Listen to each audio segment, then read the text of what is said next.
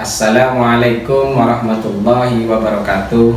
Kepada yang terhormat Bapak Ibu dosen penguji UKIN tahun 2023, perkenalkan nama saya Rudi Harmoko, salah satu guru di MA Nurul Istiqomah Wonorejo, Gunung Jajang, Lumajang, Jawa Timur, dan juga sekaligus sebagai mahasiswa PPG dalam jabatan tahun 2022 batch 3 di LPTK IAIN Kediri. Pada kesempatan kali ini, hari Kamis tanggal 12 Januari tahun 2023, saya akan melaksanakan praktek pembelajaran secara luring pada siswa kami kelas 10 MA Nurul Istiqomah Wonorejo, Gunung Jajang, Lumajang dengan materi haji dan umrah. Mohon bimbingan, saran dan masukannya dari Bapak Ibu dosen penguji UKIN agar kedepannya kami bisa lebih baik lagi. Untuk lebih jelasnya, berikut adalah video praktek pembelajaran saya. Selamat menyaksikan dan sekian dari saya. Wassalamualaikum warahmatullahi wabarakatuh.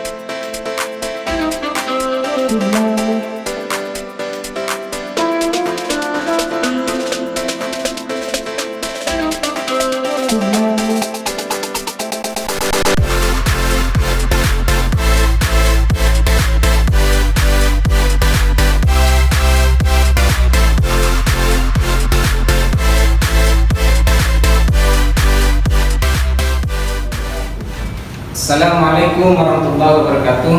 Waalaikumsalam warahmatullahi wabarakatuh. Baik anak-anakku, sebelum kita mulai pelajaran pada pagi hari ini, mari kita berdoa kepada Allah. Mudah-mudahan dalam pembelajaran nanti kita diberikan kemudahan dan kelancaran sehingga kita bisa mendapatkan dan menyerap ilmunya Allah itu dengan baik dan benar. Kepada ketua kelas untuk memimpin doa, untuk Putri. Persiapan berdoa mulai. Bismillahirrahmanirrahim. Allahumma nawwir qulubana binuri hidayatika kama nawwar arda binuri syamsika wal qamarika abadan abadan birahmatika ya arhamar rahimin birahmatika ya arhamar rahimin. Allahumma nawwir qulubana binuri hidayatika kama nawwar arda binuri syamsika wal qamarika abadan abadan birahmatika ya arhamar rahimin birahmatika ya arhamar rahimin. Allahumma nawwir qulubana binuri hidayatika kama nawwar arda binuri syamsika wal qamarika abadan abadan birahmatika ya arhamar rahimin birahmatika ya arhamar rahimin. Terima kasih. Bagaimana kabarnya pada pagi hari ini? Alhamdulillah, luar biasa. Allahu Akbar. Yes, sukses. Baik, anak-anak, sebelum kita mulai, Bapak akan absen pada pertemuan kali ini.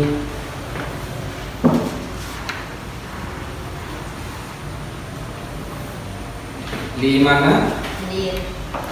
Amen, Putri, Dewi, Silvina, Wahyuni, Adelia, Nagita, Nelly, Syahra.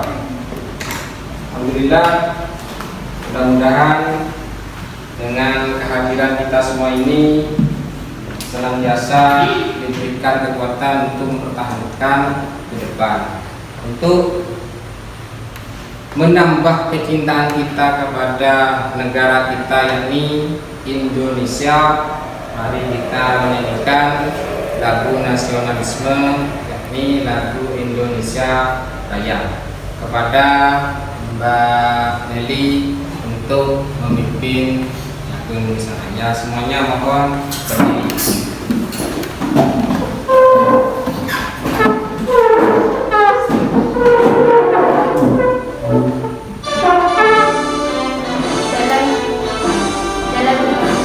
Indonesia tanah airku, Bandung hadaraku, di sanalah aku berdiri, jadi pandu ibuku. Indonesia kebangsaanku, bangsa dan tanah airku, marilah kita bersatu, Indonesia bersatu. Hiduplah tanahku, hiduplah negeriku, bangsaku, rakyatku semuanya. Bangunlah jiwanya, bangunlah badannya untuk Indonesia Raya. Indonesia yang merdeka, merdeka, tanahku, negeriku yang ku cinta. Indonesia yang merdeka, merdeka, hiduplah Indonesia Raya. Indonesia yang merdeka, merdeka, tanahku, negeriku yang ku cinta. Indonesia Raya, merdeka, merdeka, hiduplah Indonesia Raya. Indonesia yang merdeka, merdeka, tanahku, negeriku yang ku cinta. Indonesia yang merdeka, merdeka, hiduplah Indonesia Raya. Indonesia yang merdeka, merdeka, tanahku, negeriku yang ku cinta. Indonesia Raya, merdeka, merdeka, hiduplah Indonesia Raya. Baik anak-anak, pada pertemuan yang kemarin kita membahas cara pengurusan jenazah. Ada yang ingat ada berapa kewajiban kita dalam mengurus jenazah?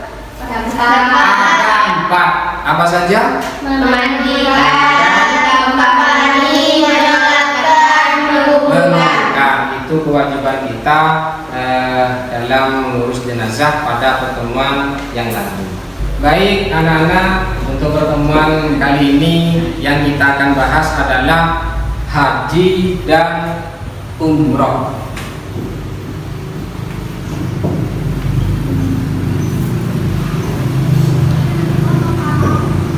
Yang kita bahas pada pertemuan kali ini adalah haji dan umroh. Adakah yang tahu kapan pelaksanaan haji itu? Bulan Dzulhijjah. Aplaus untuk Ayu Wahyuni. Baik, dalam pelajaran kali ini materi haji dan umroh tujuannya nanti ketika kita mengikuti pelajaran ini nanti bisa menjelaskan apa pengertian haji dan apa pengertian umroh itu. Yang kedua, nantinya kita bisa menganalisis tata caranya haji dan umroh, bisa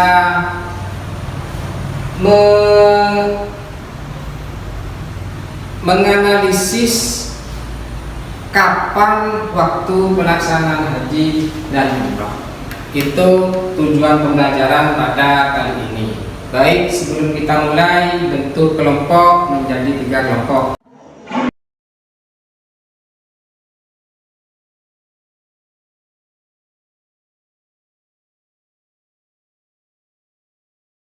Kelompok 2, kelompok 3. Bapak akan menampilkan PowerPoint, monggo diperhatikan, dan video nanti jika nanti ada yang belum dipahami nanti bisa ditanyakan. Pengertian haji yang pertama, tujuan dan maksud. Yang dimaksud secara bahasa haji itu adalah tujuan. Mau kemana kalian? Mau haji. Berarti haji itu adalah tujuan. Sedangkan istilah yang dikatakan haji adalah mengunjungi Baitullahil Haram di Mekah pada bulan-bulan haji, yaitu bulan Dzulhijjah, untuk mengerjakan ibadah tertentu menurut syarat-syaratnya. Pengertian umroh secara bahasa, umroh artinya ziarah, yang secara istilah mengunjungi Baitullahil Haram pada kapan saja untuk mengerjakan ibadah tertentu menurut syarat-syaratnya. Umroh itu dikerjakan kapan saja, terserah, itu ibadah umroh. Hukum mengerjakan haji dan umroh, hukumnya untuk haji adalah wajib.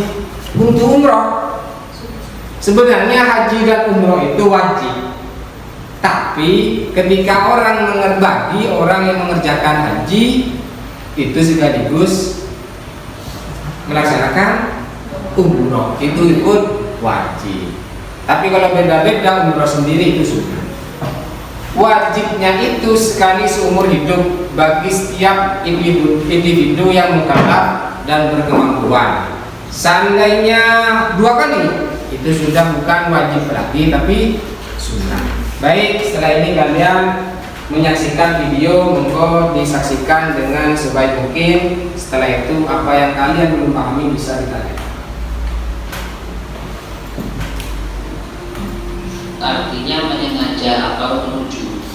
Maksudnya adalah sengaja mengunjungi Baitullah atau Ka'bah di Makkah. Setidaknya kita meskipun masih belum ke Mekah bisa tahu lah gambaran Ka'bah seperti apa. Mudah-mudahan kita semua nanti bisa berkunjung ke tanah suci Mekah Al-Mukarramah yang dimulai dari bulan Syawal sampai 10 hari pertama bulan Dzulhijjah. Puncak pelaksanaan ibadah haji pada tanggal 9 Dzulhijjah, yakni saat dilangsungkannya ibadah wukuf di padang Arafah. Wukuf itu menetap. Haji adalah sengaja mengunjungi Ka'bah dengan niat beribadah pada waktu tertentu dengan syarat-syarat dan dengan cara-cara tertentu pula. Haji juga diartikan menyengaja ke Makkah untuk menunaikan ibadah tawaf, sa'i, wukuf di Arafah. Ini yang kita kerjakan ketika kita sudah sampai di tanah suci, tawaf, sa'i, wukuf, dan rangkaian manasik lain. Islam yang kelima, hukum melaksanakan ibadah haji adalah wajib bagi yang mampu melaksanakannya. Hal ini ditegaskan oleh Allah dalam Quran surat Ali Imran. Baik, anak-anakku, setelah kalian mendengarkan penjelasan Bapak dan menyaksikan video ini, monggo mungkin ada yang belum bisa dipahami, bisa dipertanyakan. Monggo, ada? Saja, Pak. Bagaimana hukum haji bagi orang miskin, sedangkan rukun Islam yang kelima adalah menunaikan ibadah haji? Mungkin ada dari teman-teman yang lain bisa menjawab? Ya. Boleh dan sah dengan catatan yang mewakili itu ada ijab kabul dari yang bersangkutan. Mungkin ada pertanyaan lagi dari kelompok lain? Monggo. Bagaimana hukum haji yang diwakilkan dengan alasan sudah tidak memungkinkan untuk berangkat haji? Monggo. Monggo. Hukumnya sah dengan catatan semua syarat dan rukunnya dikerjakan. Ada pertanyaan lain dari kelompok yang lain? Monggo.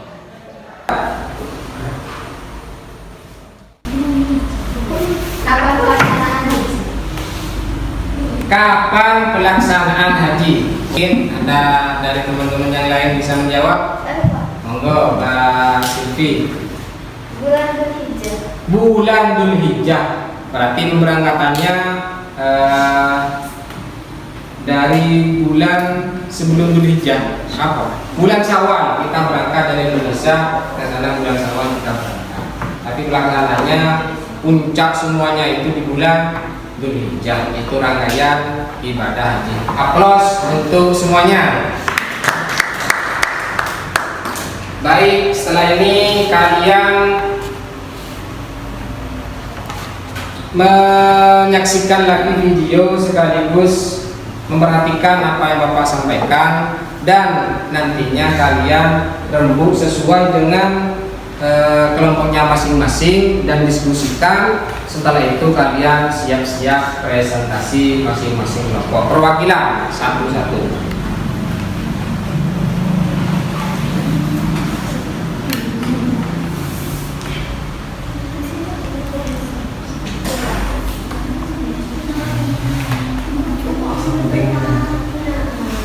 Syarat wajib haji. Yang pertama syaratnya adalah Islam. Yang kedua berakal. Yang ketiga balik. Yang keempat berkemampuan. Berkemampuan ini manistato'a.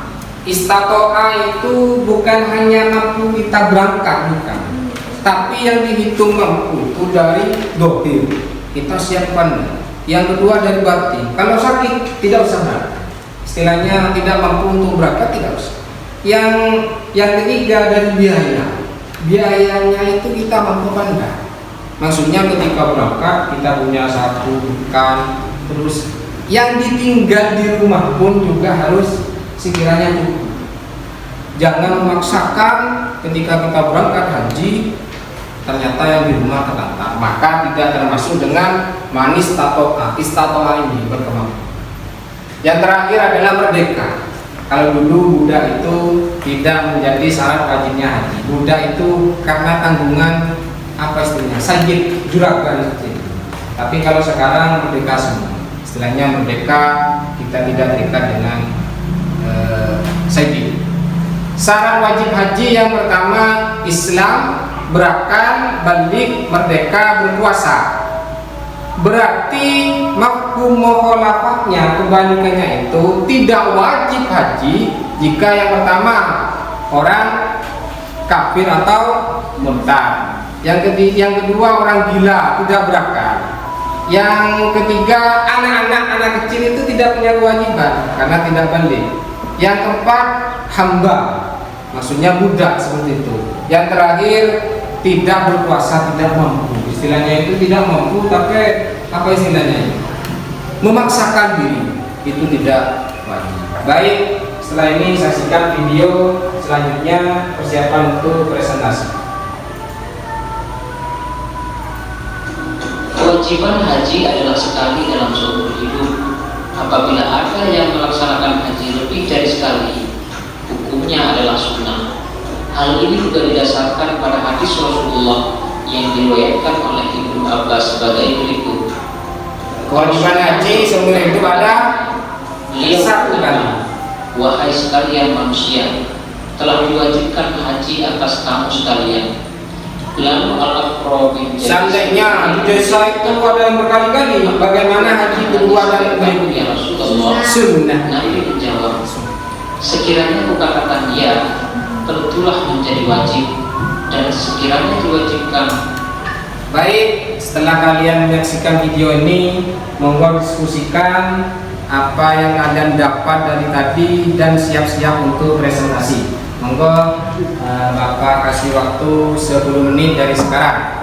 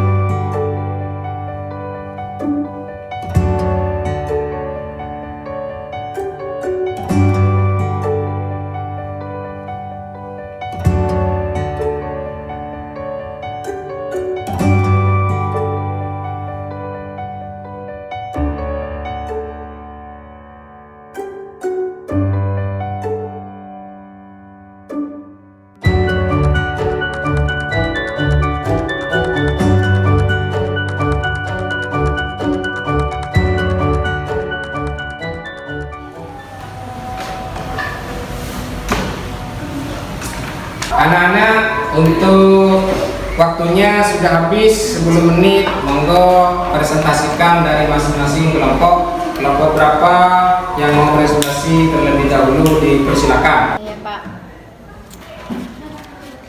Hikmah haji dan umroh. 1. Dengan haji kaum muslimin dapat mengambil iktibar dan pelajaran dari seginya, sehingga dapat meningkatkan kualitas hidupnya.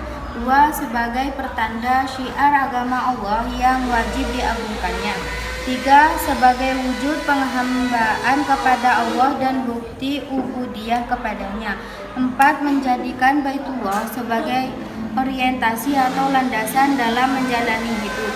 5. Sebagai tamu Allah yang dipenuhi segala permohonannya. 6. Mendidik untuk evaluasi diri dan dapat menapak tilas perjalanan hidup. Inilah diantara hikmah disyariatkannya sholat di makam Ibrahim, di mana bukti sejarah atau simbol jejak kehidupan yang bermakna. 7. Mendidik untuk berusaha tak mengenal lelah. Inilah diantara disyariatkannya sa'i, di mana dalam pelaksanaan sa'i ini terkenang kisah Nabi Ibrahim dan keluarganya untuk berusaha tak kenal lelah untuk meraih air kehidupan. 8. Mendidik agar mempersiapkan masa depan. Ketika mabit di Muzdalifah, jamaah mengumpulkan batu kerikil untuk mempersiapkan melontar jumroh di keesokan harinya. Di sini diajarkan untuk meraih cita-cita serta tekad dalam bersiap-siap untuk menghadapi tantangan.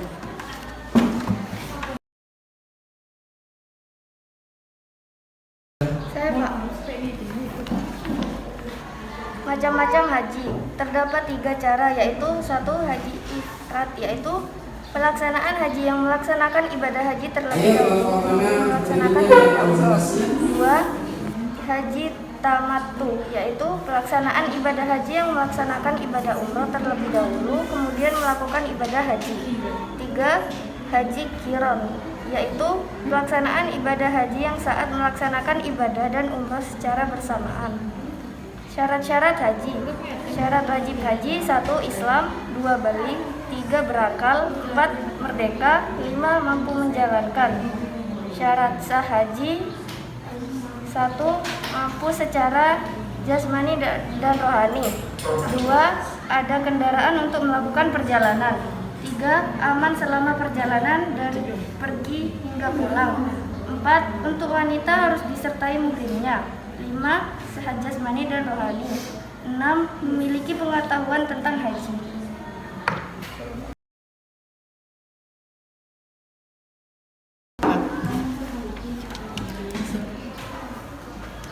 Wajib haji. 1. Ihram dari mikot, yaitu memakai pakaian ihram yang dimulai dari batas waktu dan tempatnya yang kedua pada Muzdalifah, yaitu setelah wukuf di padang Arafah pada malam tanggal 10 Dzulhijjah lewat tengah malam. 3. Bermalam di Mina. 4. Melempar jumrah Aqabah. Ini dilaksanakan pada tanggal 10 Dzulhijjah. 5. Melempar 3 jumrah. Jumratul Ula, Jumratul Wusta, Jumratul Aqabah pada tanggal 11 sampai 13 Dzulhijjah. 6. Muhramat, yaitu tidak melakukan hal-hal yang diharapkan selama melaksanakan ibadah haji. 7. Tawaf wada, yaitu tawaf perpisahan ketika akan meninggalkan kota Makkah. Sunnah-sunnah haji. 1. Mengerjakan haji dengan cara ifrad. 2. Membaca talbiyah sejak ihram sampai dengan melontar jumrah Aqabah pada tanggal 10 Dzulhijjah. 3. Berdoa setelah membaca talbiyah, bacaan talbiyah. Allahumma labbaik labbaika la syarika laka labbaik innal hamda wa ni'mata laka wal mulka la syarika laka labbaik. 4. Tawaf qudum, yaitu tawaf yang dilaksanakan saat pertama kali datang di kota Makkah. Silakan. Monggo.